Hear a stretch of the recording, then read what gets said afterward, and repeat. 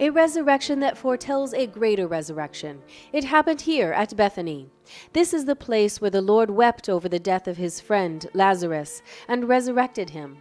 The place where the entire humanity of Christ emerges, and where he completes the final miracle of his passion and his death. By the ancient church, it was always seen as a foreshadowing of the resurrection of Jesus, and in fact the liturgies of the Eastern churches recall this gospel just before entering into the Great Week, that is, into Holy Week. This resurrection unchains a negative reaction on the part of the heads of the people, which is precisely what leads to the death of Jesus. In Bethany, today a village almost completely Muslim, stands a Franciscan basilica built on the ruins of earlier churches, the earliest dating from the 4th century. Next to this church, pilgrims descend to the ruins of what is traditionally venerated as the tomb of Lazarus. Although somewhat isolated and now inexorably surrounded by the Israeli security wall, the village of Bethany, or Azarieh, which in Arabic means House of Lazarus, is still able to speak to the heart of the Christian pilgrim, who, come so far, feels himself reliving the hospitality and the friendship of those three siblings. Bethany for Jesus was also the place in which he was able to find the sentiments of friendship, and I think that once again chapter 11 of John gives us an extraordinary passage with regard to this. Jesus, the Son of Man, the Son of God, when he knows that Lazarus is dead, begins to weep.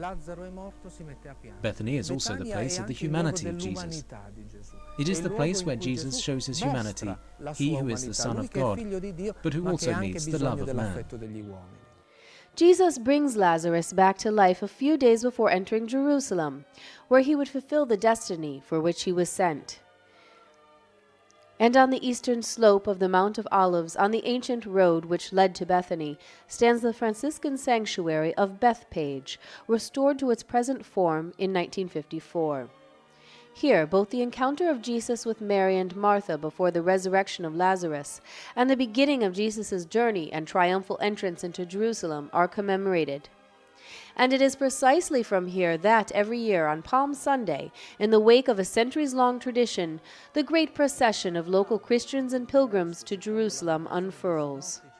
All that which happens in the entrance, according to the narrative of the Synoptics and according to the narrative of the fourth Gospel, is trying to tell us something about the messianic identity of Jesus. Jesus is the Messiah, son of David. But he does not come to Jerusalem on warhorses. He does not come to Jerusalem like the ancient kings of Israel. He selects another symbol. He chooses the symbol of a donkey, that is a humble animal, and this is why it recalls the prophecy of Zachariah. Therefore, in this gesture, he tells us also what type of Messiah he has come to present, and what Messiah God meant him to be.